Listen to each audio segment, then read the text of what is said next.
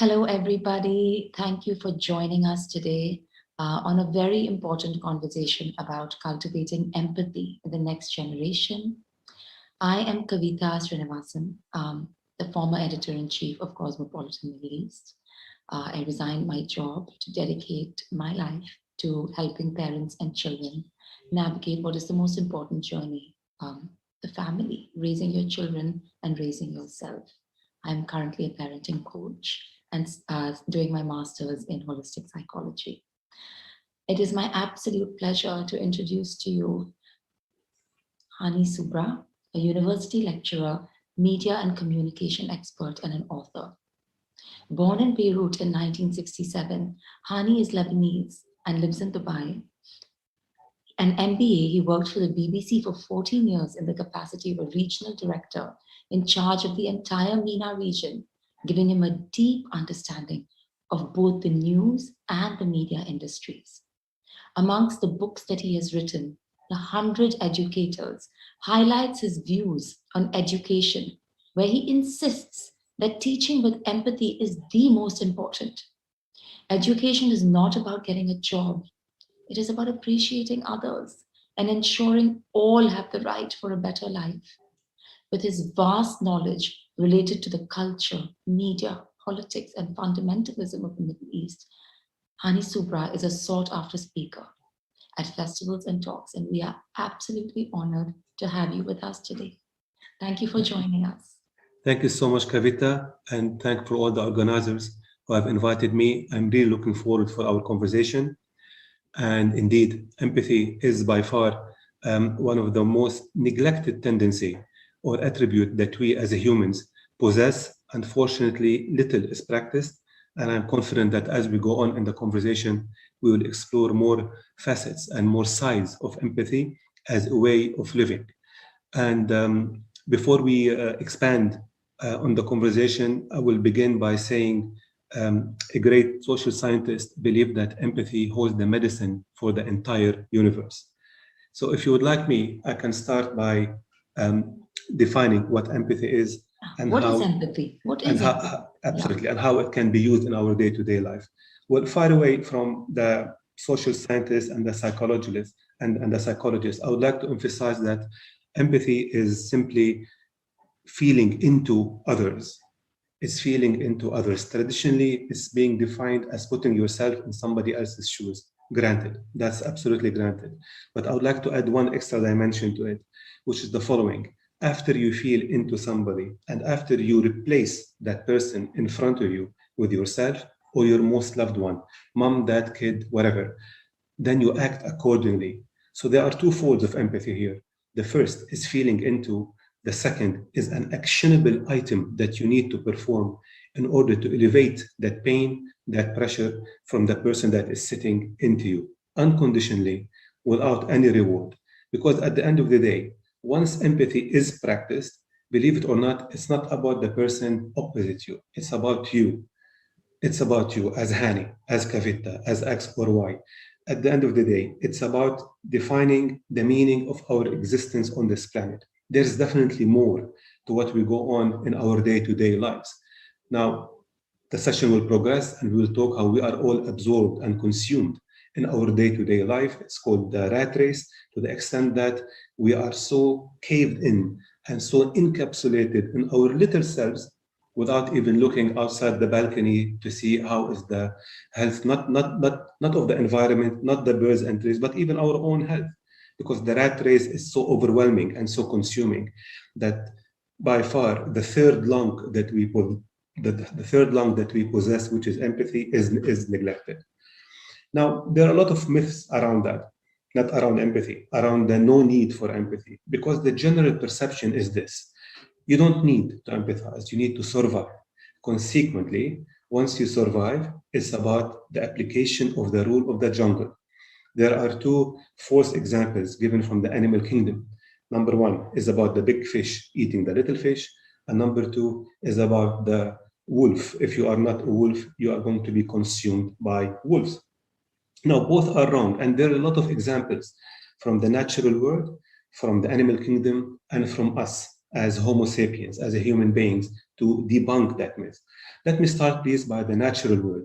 I just ask everybody just to examine how cooperation is all around us, how we are as a humans and as a universe. We are the result of cooperation. Examine the way our microbiomes work in our human body. The microbiome is the forest of microbes that we carry and bacteria that allows that allows vitamins to be extracted from the food that we eat in order to keep us going. Imagine the way photosynthesis works.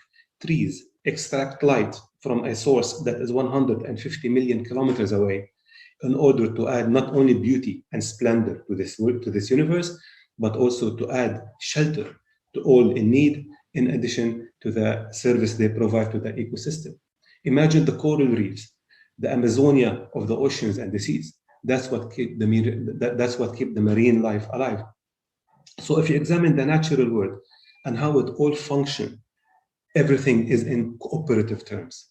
Move to the animal kingdom. Two very quick examples. Every 5 years old is aware. The ants and the bees.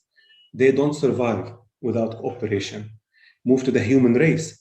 Now, wonderful authors and historians and social scientists. My favorite is Yuval Harari in Homo sapiens. He clearly identifies how, at some stage in our existence, we were four races living on this planet. And the only reason why the Homo sapiens survived against the Neanderthals, against the Floresiensis, and against I will get the fourth one in a bit if you don't mind, is because we had cooperative tendencies. We had cooperative tendencies. The Neanderthals, for example, were found to have bigger skulls, which means bigger brains. So it was not about intelligence. It was about cooperation and mutual collaboration that led us as Homo sapiens in order to endure and consequently survive. Sorry, the fourth form of living was denosivans. Yes. So be it the animal kingdom, be it our own biology, be it our own race, cooperation is the way forward. And there is no other alternative for us as a human race to progress. I mean, we multiply by productivity, but we only prosper and progress through mutual collaboration.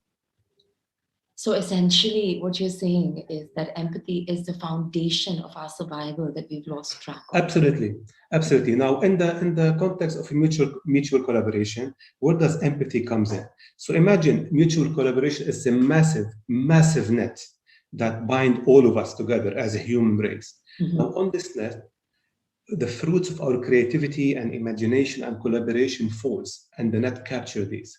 Also, that net protects us because once we fail, we have to bounce again.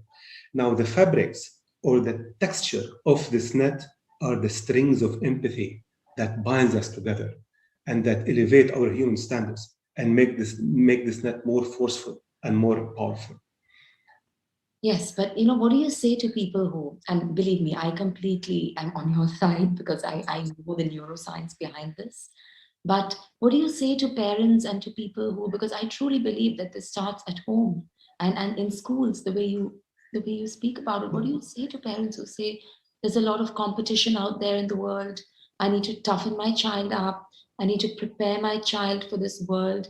These sorts of inherent messages that you give to your children, and then they go out into the environment and they feel like we have to fight for our rights. So as you said, they think they're in the jungle when they go out into the world. They don't see it as a place for collaboration and togetherness, which is really the foundation of our evolution. But they see it as an unsafe place where they have to fight for their rights. So, what do you even say to parents at home? You How do see, you address this? absolutely. If the fulfillment of our presence as a human being is to be humans, and that, by the way, earns us the title human being, then the competition out there that the parents are talking about is misleading because the competition out there has to be about attainment of virtue, has to be about looking after the environment. Because I can tell you this, Kavita, and you will agree, like all the listeners are, if all of us have developed unicorn companies or $1 billion apps, and we all become rich and famous, but if the temperature of this planet rose by 3 degrees Celsius, all of our wealth is going to be irrelevant. If all of us are the most handsome and good looking and famous and have the wonderful following on social media. But if once the sea level rises and you've got 2 billion people pushed from sea level cities to inward cities, your entire life is going to change. So, with all my respect and love to the parents who teach their kids that it's a jungle out there, you know what? It might be a jungle out there, but the objective of that kid is not to join the jungle. The objective of that kid is perhaps to organize that jungle en route to making it a beautiful garden. And the only tool that we as humans possess to do it is through our empathetic attitude towards each other. And when you say competition, what are the parents talking about? Jobs? Is that it? So I have 2 kids. My main objective for my 2 kids is to be in good positions, is to be in good jobs, but let them be racist. Let them despise the other. Let them bully the other. And most importantly, let them destroy the environment and their own health because they have good jobs. No, of course, it doesn't work this way. This is a formula that is set for destruction. As a human being, I don't believe that we are put on this planet in order to get good jobs. There are far more things to do. Number one is looking after the health of our own biological health, because of our health phase, we can be of good to anyone. Number two is looking after the environment. Without the environment by which that hosts all of us on this planet, it's going to be a total waste of life, to be honest. There's one thing the Greek philosophers used to always say, and I carry that strongly, that you need to live a life that is worth examining. You have to examine your own life. If you feel that I feel great, that my bank account is nice and thick, and if you feel that I have nice abs and muscles, mission accomplished, then I'm afraid you are not living. You are definitely, not you of course, going to be the richest man in the cemetery, and both abs and biceps have no use in a cemetery, I'm afraid. There is more. There Absolutely. You is more. know, there's this thing called the big lie, right? The big lie that we are separate from each other, that the world is an unsafe place, and that we are separate from the environment. We are all one and we are so connected. If anything has really made that obvious, it's COVID. One virus in one place at the other end of the world spread like rapid fire in a matter of seconds because we are all connected. So, how do we use that connection for good? How do you talk to your children at home? How do you talk to yourself? And a lot of the time, Honey, I feel like it's about the empathy that we show ourselves. Is so important about the biological health, about our physical and mental well being. Because when we empathize with ourselves and show ourselves compassion, then our children learn to treat themselves like that. And that's how you treat others. And that is infecting. So, how do you see that in the education system? How do you see that playing out at home and in the education system? Do you see compassion? Do you see parents and children showing, I mean, parents and teachers showing themselves and children empathy? Do you see that being modeled so children learn that at an early age? If not, how do you propose that parents and teachers talk to the children? How do you propose that they actually teach them empathy? Well, there are some very bright examples coming from Nordic Europe, specifically in Denmark, where empathy is taught, and they follow a wonderful thing in their education system there. But that from the first 4 years, that is 3 to 7, sometimes 4 to 8, the children just play, and when the weather is nice, they play outside in nature in order to value the beauty of what they have around them. Now, as the children play, and neuroscience and psychology tells us that empathy as a tendency is developed in an actionable item from the years 2 to 4. So we are all born with the capacity to carry on empathy as a way of life. We are all born with that. It is the nurturing that matters from culture to culture, family to family, and country to country.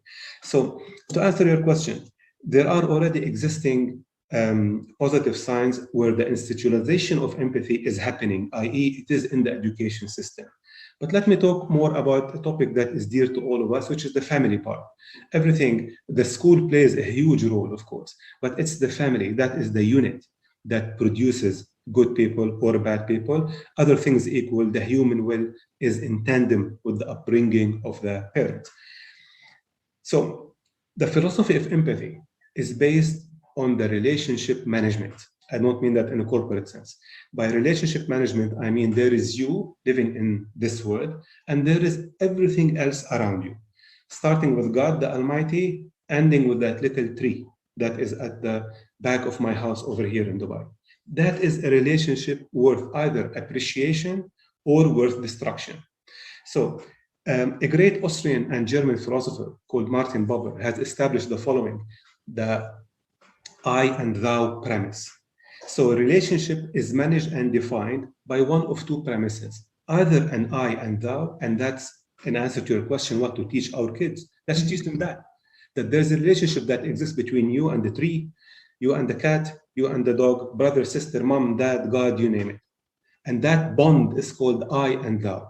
Under the I and thou premise, everything is sacred. Everything is united in being because it becomes a relationship from one subject to another, be it a human being, be it a tree, be it an animal. Now, the opposite of the I and thou is the I and it, where the subject to subject relationship perishes. It becomes smoke and it is replaced by the I and it, where the second subject becomes an object. And what do you do with objects usually? You objectify them. Zoom more on relationship now in the way we understand it, be it marriage, be it partnership, be it corporate. The moment an individual is objectified, that individual is dehumanized. That individual rights are deprived, subject to gender, subject to race, subject to religion, so on and so forth, so on and so forth. So if I want to teach my kid, and if I would ever had more kids in my life, I hope I've done a good job with my first two. I would like to teach them this. You have to understand the world around you as a relationship management. It's an I and thou all the way. We are all united in being. We are made chemically of the same elements of this planet. It takes an exceptionally self-conceited individual to think that he or she is better than anyone else, unless by virtue. So if you want to compete, we go back to that. Please come and defeat me, not me as an individual, as Hani. Come and defeat me in virtue, because you know what? What a wonderful defeat. I'll take that any day. Somebody is looking after those trees better than I am. Somebody is offering help to strangers better than I am. So on and so forth, so on and so forth. So that's the pillar number one. That's the pillar number one. Relying on education as it is now, be it here, be it in Europe, be it in the States, be it anywhere in the world, is going to defeat the purpose of producing good humans, because all the education systems, and this is the great educator Ken Robertson has taught us, is geared towards the job market. It's just get good jobs and that's it. But that's not enough. So after you get a good job, then what happens? You have another mission, which is getting married and having kids. And then what happens? You get a divorce or you continue. And then what happens? You perish. So is that a life worth examining? I think not. It's really sad actually what you're describing. I the other day I was at a tennis class with my child, and there was a mother and another child over there, and she was forcing him to play even though he did not want to play. And I thought to myself, why is she forcing him to play? Because I really need him to play tennis because it's important to have a hobby. And I said, really, why? He said, oh, because then that's how the sport is important, academia is important. That's the thing of success. And I kept quiet, but in my head I was like, what is success? So if he plays tennis, he'll be successful. He'll get the right job. He's doing what he doesn't like.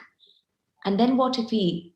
Then what? If you make the money, you make the right connections, then what? If you're not connected to yourself, if you're not doing what you want, and if you're not showing your child that what you want matters, be connected to your own body, then how do you even develop a connection with anything else? Yeah. See your child for who he or she is, right? It's the unity in being, Kavita. And it's a wonderful premise to think of. Just on families, I want to share with you a story because I lived it myself right here in Dubai. My younger daughter is called Leah Soubra. She's 18, and she was the subject of extensive bullying at school. This is in the context of families. Thank you. And at some stage, it was becoming incredible to manage. So we went to the principal, her mother and I, and we asked him, can't you do anything with this subject? I mean, it's not okay. And this is a top-notch school here. And we invited the parents of the kids that were bullying our daughter. And the answer from the parent was shocking. The answer was, you need to teach your kid how to be tougher, as opposed to they need to teach their kids how to be kinder. Now, of course, the principal was busy examining the P&L of the school in case he fires that student. But the moral of the story is this. So if families are a factory of good upbringing, what kind of damaged product are you producing if you are telling me that I need to undo the kindness we have inserted in our kid? But I want to conclude the story that my daughter graduated with a GPA of 4.1, and she is currently studying at a great university in Europe. And she's an exceptionally kind person. So it can be done. It can be done. And I cannot forget that she told me that she wants to be the bigger person because I am an Arab, a Lebanese, and I told her, you have to fight. You have to fight. She said, I want to be the bigger person. So, and indeed she is, not in my eyes, but in eyes of a lot of people who know her. So the moral of the story is this. If I was sat with the parents in a school where the high walls protect the kids and the parents, I was told that your kid needs to be tougher, implying more vicious. What do you expect? But in order not to not to take this the wrong way, besides the wonderful stories and the curriculums that are coming from countries like Denmark about teaching empathy, I would like to give an example of Greta Thunberg, because eventually empathy is either innate or acquired. Greta Thunberg, the famous environmentalist, is a kid from Sweden. And at 15 years old, she challenged her parents to reduce their carbon dioxide footprint. And of course, her parents complied. Now, why the example of Greta Thunberg? Because that represents the enlightenment model in empathy. I'm sure you know that some musicians like Mozart or Rachmaninoff. Mozart was 6 years old when he wrote his first concerto called the Magic Flute. But some people are enlightened. Some people are naturally geared up for empathy, like Greta Thunberg, a great role model of mine. Now, what Greta Thunberg did, and she earned a speaking slot at the UN, irrespective if it fell on dead ears or not, but she rallied millions and millions of students worldwide, asking the world leaders to stop this insanity called climate change. Look around you, Kavita, just like summer, what happened? Fires, rain, flood, what else is happening? So some people are enlightened because we were talking, so how do we instill empathy in the hearts and minds of people? Some are enlightened, like Greta Thunberg, hats off. Others, it's innate. And I want to give you a few examples that psychologists, neurologists, and biologists have confirmed that we carry this tendency, just like we carry the tendency of courage and bravery or cowardness, conversely speaking, naturally. Dr. Singer is a famous neurologist. She conducted a study on Buddhist monks, and she found extra neurological circuits that allows them to offer that positivity and empathy we're talking about, thanks to their mindfulness exercises they do on daily basis. De Waal is a famous evolutionary biologist, and his theory that we are all social animals meant to cooperate confirmed that in our soul existence, empathy, carrying the empathy genes is there in our minds, in our composition, in our human bodies. So nobody have the excuse to say, I can't teach empathy. You don't have to teach empathy. You have to nurture it. You have to nurture it because it's in you. And eventually that factory can either produce a Mother Teresa, a lady from Macedonia who decided to leave everything and come to the slums of Mumbai. And we all know her beautiful legacy. Or you can produce an Adolf Hitler or an ISIS. Congratulations, you decide what you want to do in this life. But it's all in there. It's all innate. Some people have it by enlightenment, others have it by an acquired practice. Completely. I'm a big believer in, so you say Greta Thunberg, I feel like that is a calling in this lifetime, and she's genetically wired and she's come into this world like that. And her parents must have done something to nurture or let her be herself, or she had the spirit to fight for it. But what of those children who don't have that? What of those children and parents who don't have that? I have seen so many people, friends included, and it is quite frustrating, but who tell their children, toughen up, you know, Yeah. don't toughen up, come on, get up, you fall down, you get hurt. Oh, come on, it's just a small boo boo. It's fine, get up, you can do it. There's no empathy being shown there. It's like if you fall down, it's as detailed as that, right, honey? It starts with, if I fall, nobody will pick me up. I have to pick myself up. This language in schools and in homes, it's so disturbing. How True. do you begin to change that? How do you begin to change that? Just in an attempt to answer your question about the Greta Thunberg family, what they have done right, and I will lead to the other points that you have Yes. mentioned. I Mm-hmm. feel that Greta Thunberg parents have done two things right. Number one, and I need to emphasize how respectful they are. Number one, they probably taught their kid to have no fear. Have no fear. Kindness, eventually, you don't have, if you walk into a fire, you're not brave. You're most probably lacking cognitive processing. But if you forgive, then you are exceptionally brave because you have defeated in you the tendency to be a dictator, the tendency to be a depot, and most importantly, the tendency to hurt. Now, why do most people shy away or veer away from offering that help that is needed? Simply out of fear, simply out of fear, because in their mind, the narrative is either the fish or the wolf in companies, sometimes in families, politics, God forbid, we're not going to talk about that. But it's always about the fear that if I am kind, I'm construed as weak. Consequently, I'm going to be devoured. I need to say on Greta Thunberg, she is a sick child. She has Asperger's syndrome, and that's not an easy disease to deal with.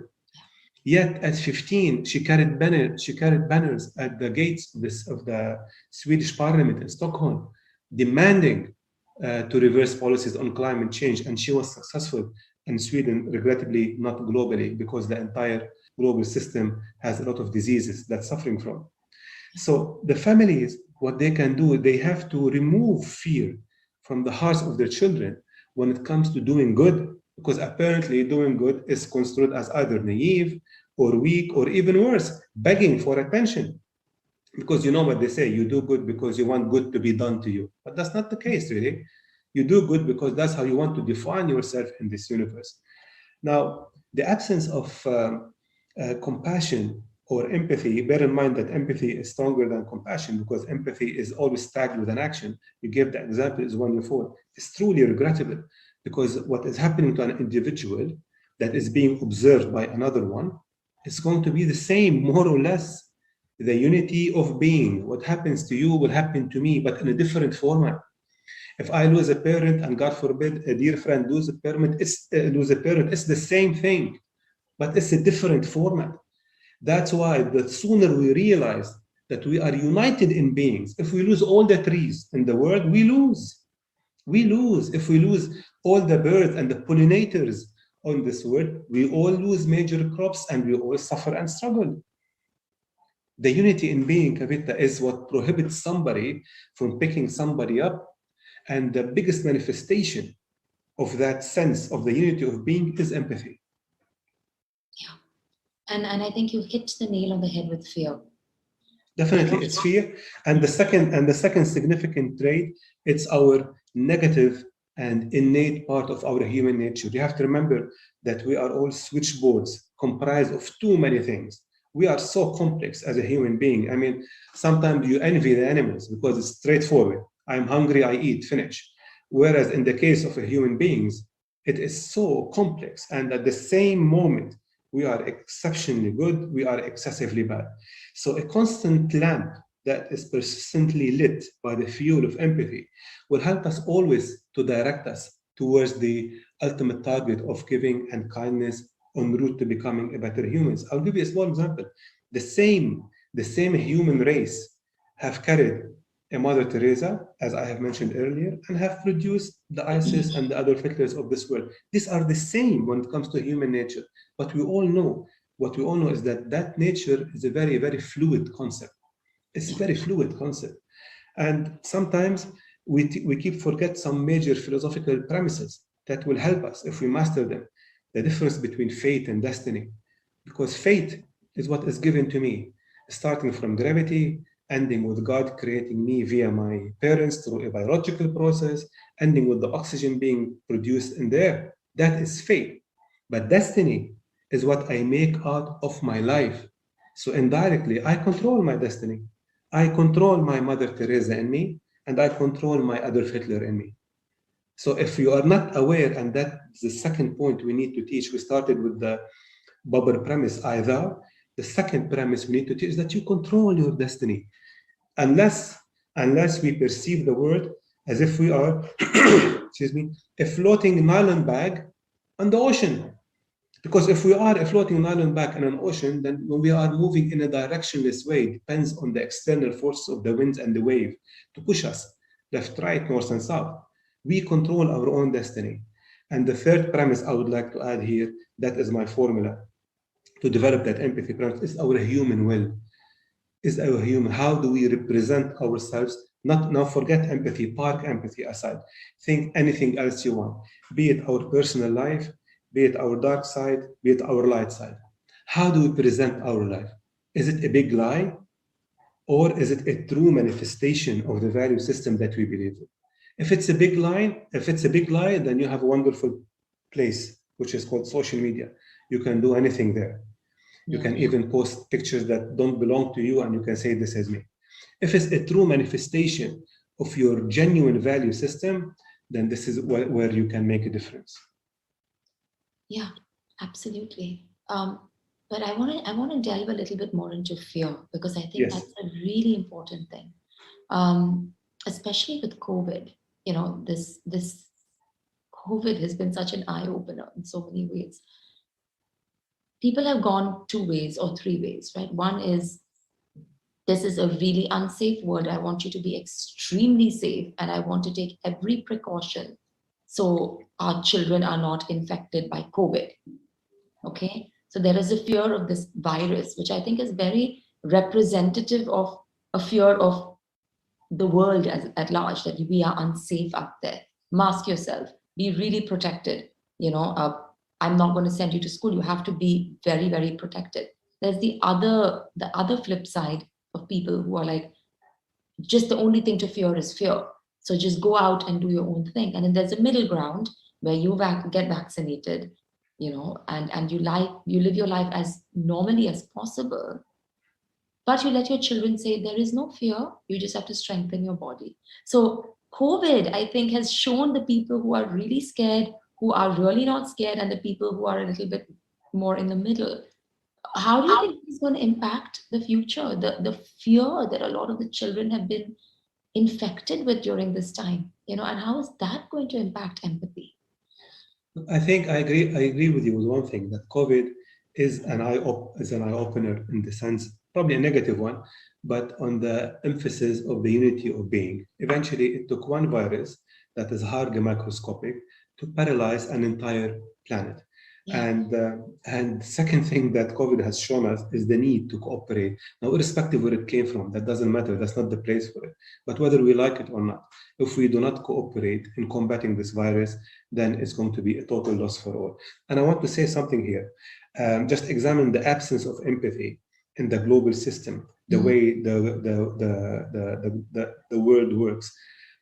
Most of the rich world is vaccinated, and some countries like Canada have 9 vaccines per person, although you don't need more than 3 or 4.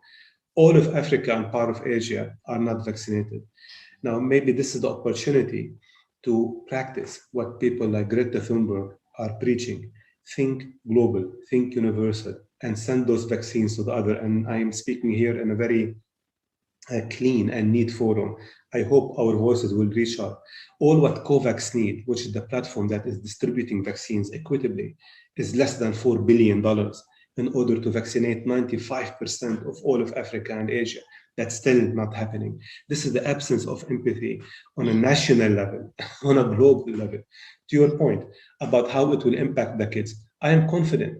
I am confident that there will be bullying and that there will be malignancy prior prior to empathy and kindness. At the end of the day, even us as normal human beings, maybe that does not include you and me and other fine people. The moment we are hearing of somebody who has passed through COVID and recovered, although that person, he or she is fully fit and healthy, people are keeping distances and people are being segregated on that purpose. There's another point that I would like to add.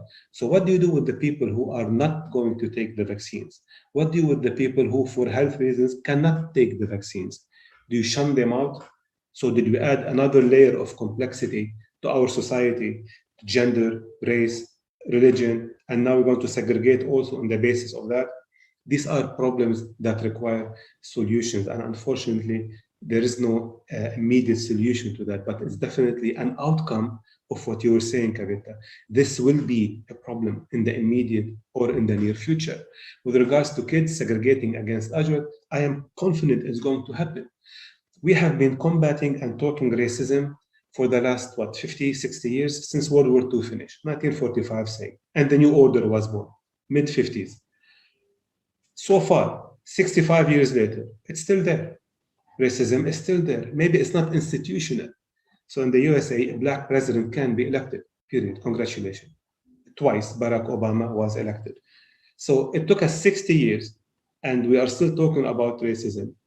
Perhaps by the time we're going to start institutionalized empathy, it might take us that long. But it's a wonderful case. It's a wonderful case. And if there is any merit in life, is to do two things. Number one, keep on learning, and number two, leave with a legacy. So if the people like Greta Thunberg, Kavita, and Hani, and other fine people is about the legacy of preaching empathy, let it be. It's a worth life living. It's a life worth living. It's a life worth examining. Let it be. No problem. I need to add one more thing because we were talking about education. Mhm. At some stage, I do believe that there is probably enough material out there to form a curriculum and a syllabus by which you can teach empathy. Now, I'm not talking here about teaching empathy in the meaning and definition as we are discussing. You have to introduce real cases from the good and the bad. Now, we have mentioned empathy as, and we have mentioned some heroes, Mother Teresa, we have mentioned Greta Thunberg. Mother Teresa stands for the empathy of unconditional giving. Greta Thunberg starts with the empathy towards the environment. Mandela stands toward, and Mahatma Gandhi, they stand for empathy for selfless governance. So these are the branches of empathy that the young generation need to learn from. Parallel to that, there are a lot of negative examples, but I need and I would love for these to be taught, not to be vicious, but you need to teach. What did that police officer Derek Chauvin did to George Floyd? You need to teach that. How can anyone put their knee on the vein that transmits oxygen to your brain for 9 minutes and eventually kill him? That's pure and blatant murder, and the man got what he deserves in a court of law in the USA. You need to teach that Tsarnaev brothers, who are the Chechen two radical fundamentalists who did the Boston bombing, and parallel to that, you need to teach what that kid Tim's parents have done. He perished. He was 4 years old. He perished in the explosion. But they told the global media and Tsarnaev parents that we forgive your child. Now, gladly, one of them is rotting in a solitary confinement for the rest of his life, well deserved. But all of these are case studies that requires teaching. Reflect on Ota Benga, who is a small kid that was brought from Congo. He was the last member of a tribe, hunter-gatherer tribe. When he was brought by explorers and voyagers visiting Congo in the early 1900s, his house was the chimpanzee cage in the Bronx Zoo in New York. You need to teach that. How did that happen? And why did that happen? Because that's the only way you are going to remove the malaise of racism from society using empathy as your instrument. So if it's a surgery, empathy here is your scalpel. Empathy here is your tools and your equipments in the OR, where you are removing that malignant tumor called racism. So empathy here becomes a tool. You are exercising empathy in order to cure. And that what I tie to how we started this conversation, Kavita, that empathy holds the medicine to all the malaises of this world. Yeah. Teach these case studies, teach the ugly, teach the beautiful. Why not? Yeah, absolutely. I wish that the education system would have a class on that, or would imbue that sentiment into everything that they do, into absolutely everything that they do. But unfortunately, even the language used in schools and even at home, it goes down so deep, right, Yeah. honey? Like when the two children fighting, if one child pushes the other, a teacher or even a mother could say to the siblings, "Oh, you're being a bad boy. Don't be a bad boy. Don't push her. You know, not good, bad boy, naughty boy." You're labeling this child, and he starts believing that he's bad, and then he gets defensive, and the lack of empathy shown to him by his own parent or his teacher is how he learns to treat someone else. So it goes down that deep, right? And how do we even begin to change that? It's a package deal, Kavita, the way I look at it. It's a package deal between the individual human will. He or she need to want that. I mean, I need to give some very superficial examples. Just Yes. like he or she goes out of their way to have followers on social media, work on that ab and biceps, he or she need to know by virtue of either enlightenment or proper parenting and education that you are not only here for that. Now, I'm not examining the state of the universe, grosso modo, globally. I'm just saying that if you examine the top 1 billion followers on all forms of social media, with very, very, very few exceptions, it's all towards the vain and the mediocre. I don't want to go through names here because we are not offending anybody, but it's a fact. Examine the top 10 most followed social media accounts, you will see it's all about people who are not doing anything to humanity. And that carries a huge threat to the young generation. It's that they are not favoring achievements anymore. They are only favoring appearances, silicone implants, and other vain statements made by vain people. That's a huge challenge for them. It's very difficult to get a Greta Thunberg around the clock in every country, in every city in this universe. But she is far more important than any of these top 10 leading social media accounts. And regrettably, let's face it, Kavita, this is the state where we are now. And maybe such a prognosis will offer a good diagnosis to begin that journey of hang on, there is more to that. I would like to give you another example. If you look also at the consistent racism that is being thrown towards football players, especially in Europe, just examine what happened in the last match between England and Italy when the English players missed the penalties, and how suddenly, because the three of them that missed, or the two, I can't remember, they were of African origins, suddenly they were dehumanized.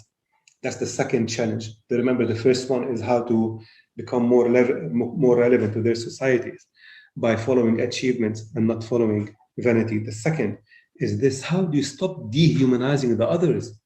Number one, who has given you the license to operate to dehumanize?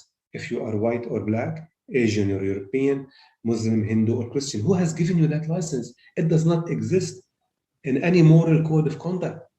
So everything that you are saying, Kavita, falls into this. How do you stop dehumanizing? Dehumanizing at home by shaming, dehumanizing at school by bullying, dehumanizing at politics by endless wars and fundamentalism and racism. This is where I believe the efforts of the next stage of social scientists, psychologists, and I hope to God, political leaders will work on. And this is the third challenge for this young generation. You need to choose your role models properly. Unfortunately, there are no Nelson Mandelas around, unfortunately. But the role models that these youngsters will choose will impact policy making in the future. If you want to follow a populist, racist, semi-Nazi, or a fundamentalist, bigoter, hater, then you are not doing this world a favor. You are only doing your inner negative tendencies a favor. So if I want to list the challenges of the young generation, I would say, in summary, they need to be more relevant to their communities. And they are only more relevant if they know who to choose as leaders, if they are capable of practicing that empathy through all walks of life, and finally, if they are capable of accelerating the pace of our moral evolution. By the way, we as humans, we have not evolved morally. We haven't. We are just starting. I mean, just look at in the UK in the late 1920s, women were not even allowed to esteemed universities like Cambridge. It's only that's less than 100 years. So there's so much to be done on moral evolution, and that is the responsibility of the younger generation. I'm in my fifth decade. I can talk, but the energy sits not with me. It sits with the younger generation, especially in countries where they can vote and elect powerful leaders who can influence policymakers. So, in order to accelerate the pace of that moral evolution, you have to be careful who are your role models, who are your mentors, whom you are going to vote for. Because at the end of the day, to make empathy an institution, it has to be a commodity. You need to have Empathy National Day. You need to have empathy ambassadors. You need to have empathy heroes. You need to have the likes of Greta Thunberg sitting in key places in the UN or other esteemed organizations to make a difference. The commodification of things in our society exists everywhere. And sadly, it's not all good. Most prominently is religion. The way religion is commodified is disastrous, and we don't have to expand too much here. So if we are able to commodify empathy, to make it like a Christmas thing, where everybody celebrate and everybody look forward to it, then that will be the way forward, I believe. That will be the first step in the correction we're looking for. Yeah. But I hate to sound like this is a mountain to climb, but Indeed, it is. it is a mountain to climb. So Indeed. how do you take the first step? How do you take the first step? I will definitely begin with my very, very, very small and elite inner circle, assuming that I have done the job internally as an individual. And I hope and I pray to God that my loved ones, be it my children, be it my family, be it my partner, be it my friends, I hope and pray to God that this will be contagious. And eventually, if it does become contagious, you will never know who will pick up the Greta Thunberg moment. What is so significant about people like Nelson Mandela and Mahatma Gandhi and Greta Thunberg is that they represent a moment in history. Now, Greta Thunberg might not continue with her energy level. I hope that she will, but she has definitely inspired millions and millions of young kids to do that. You see, parallel to that force that exists on social media, which is the negative force, as I call it, because unfortunately the youth are choosing the wrong role models. These models have no achievements. They have other things, but they are irrelevant to our life, to be honest. Greta Thunberg offers that achievement model, but there will be others. There will be others. I gave you the example of racism. It's the most abhorring and repulsive tendency anyone can carry, but it's still around us and it's everywhere, whether we admit it or not. It's in my country. It's in other countries. It's in hidden in religion, so on and so forth, so on and so forth. So, but that we have been fighting that for the last 6 years, 60 years. And we had wonderful people like Dr. King and other preaching against racism, and it's still there. I'm not specifically talking about the US, but he is a role model in fighting racism. But progress was made, at least on an institutional level. Just like progress was made, at least on an institutional level, when it comes to gender. Women are not now banned from doing, I would say, 9 out of 10 things that they were banned. I mean, just to give you an idea how bad the situation was, less than 200 years, women were accused of flying on brooms and committing sorcery and witchcraft. So talk about empathy. So we have come a long way in this, but in our humanity progress, there is so much knowledge in the last 50 years accumulated compared to the knowledge accumulated since the days of Adam. So there's so much knowledge and there's so much tools thanks to technology. But yet it's the nurture that is not there, the education is not there, And most importantly, the manifestation of these two, nurture and education, will be implementation. Quick answer to your question: how to implement that, how to start. Just begin with yourself.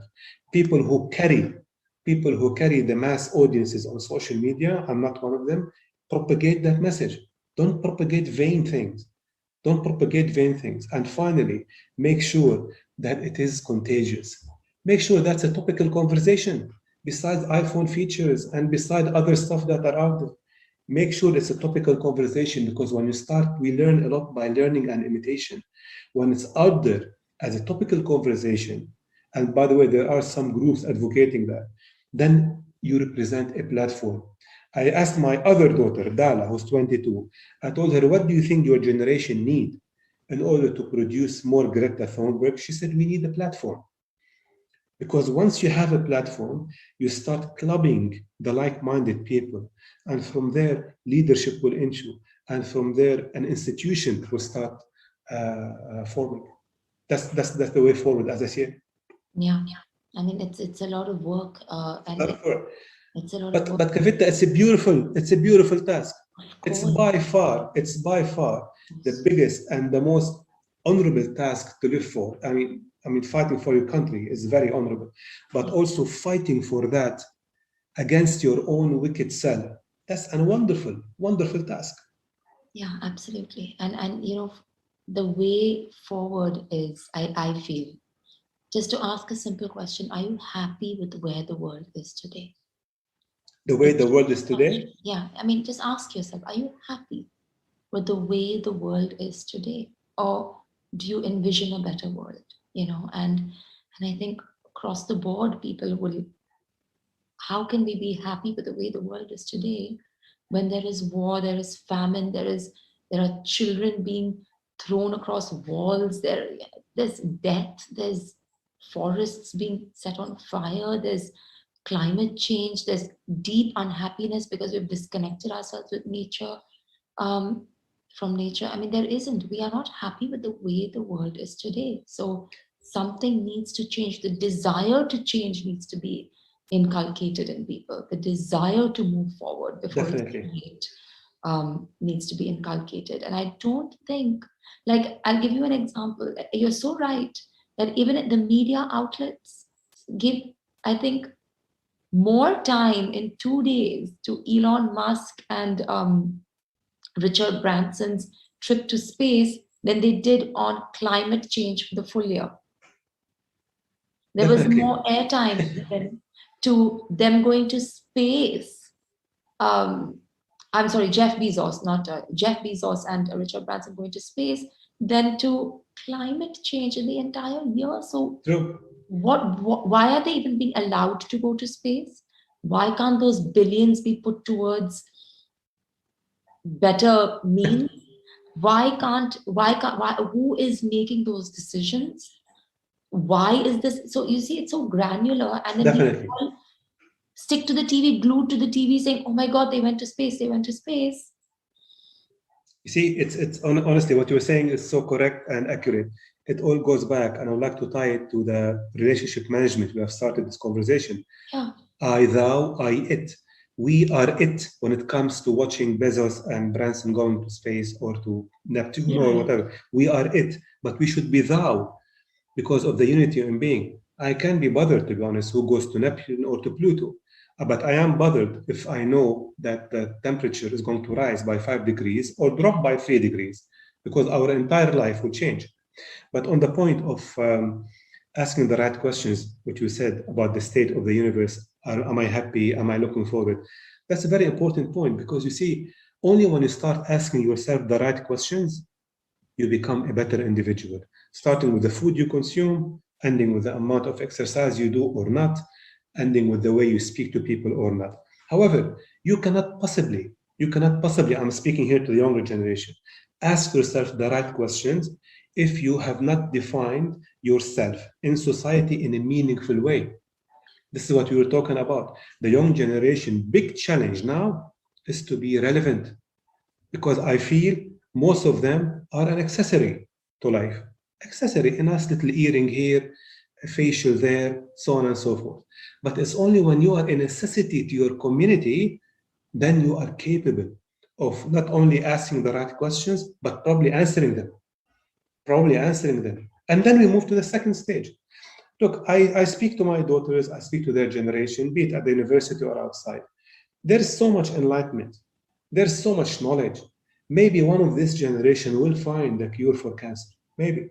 But also maybe one of this generation will carry the flag that all of those great names we have discussed will become a state of being, and it will become an institution, and it will be enforced in the UN Charter, and it will be punishable by law in schools, in communities, in societies. You bully, you get fired. In corporations, you bully, you get fired. It has to be a punishable act, as opposed to a little memo, if often sent, maybe not sent, or school principal nodding their heads and telling you that he fully understands what you are going through. But that is sympathy. But I want empathy, because sympathy is when you do this and then you lead me out of your office gracefully, and then you attend to your work. But empathy is when you lead me out of your office, I'm talking here to the school principal, and you do something about it. You do something to that kid who has bullied mine. That is empathy. And the beauty, I know we're running out of time here. The beauty of empathy, it becomes like a mirror. It becomes like a mirror, but what you're looking at is not your sick self. You are looking at your value system and the unity of being and the universe at large. Absolutely. I want to thank you for bringing this important conversation to light. And as you rightly said, it is very much about turning the mirror within. Absolutely. How do you speak to yourself? How do you treat your body? How do you treat yourself? If you feel empty and malnourished, then you will not have a full, wholesome energy, a holistic energy to give to the world. You will come to the world empty and dissatisfied, and that energy translates. So it all begins from doing the work within, at home, in schools. Before we go to the public platform, start with our private homes. The way you spoke about your child and the bullying, and your daughter choosing kindness over being tough. What does that mean? Tough. Absolutely. What is tough? What is tough? Empathy is tough. Empathy is tough. That is resilience, right? Empathy Absolutely. cultivates resilience. Absolutely. It's just kindness. And I think before we wrap up, and I know you will agree with me, I think the only thing we need as a human race to move forward is connection and kindness and love. And we see what is happening to the world when we move away from these values, right? Amen to that anytime. Thank you so much. Thank you, Kavita. And thank for all the organizers for having me and for our listeners. Thank you all. Thank you so much, everyone. God bless you all. Thank you. Bye-bye. Bye-bye.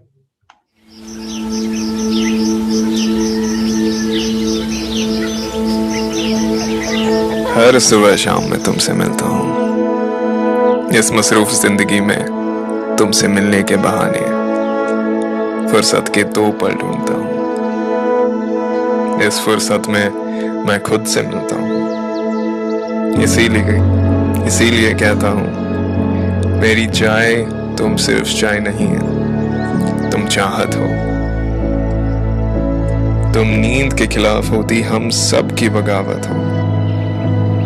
तुम बीते लम्हों को याद करके उन्हें फिर से दोहराने का बहाना हो। चाय तुम चाय नहीं, तुम चाहत हो। बड़े बड़े लोगों की चर्चा में तुम्हारी चर्चे आम होते हैं। तुम्हारी वजह से 5 मिनट के किस्से भी सुबह से शाम होते हैं। तुम किसी अपने की आने की आहट हो। दिन भर की थकान के बाद मिलने वाली तुम राहत हो। चाय तुम चाय नहीं, तुम चाहत हो। जब तुमसे मिलता हूँ, तुम्हारी खुशबू सूंघता हूँ, तुम्हारी चुस्कियाँ भरता हूँ, तो लगता है ये सबसे बड़ी मेहरबानी है जो मैं खुद पर करता हूँ। चाय यूं तो सिर्फ कुछ पत्तों में छुपा तुम रस हो, पर जिंदगी की कई मुश्किलों के लिए तुम अकेली बस हो। चाय, तुम चाय नहीं, तुम चाहत हो।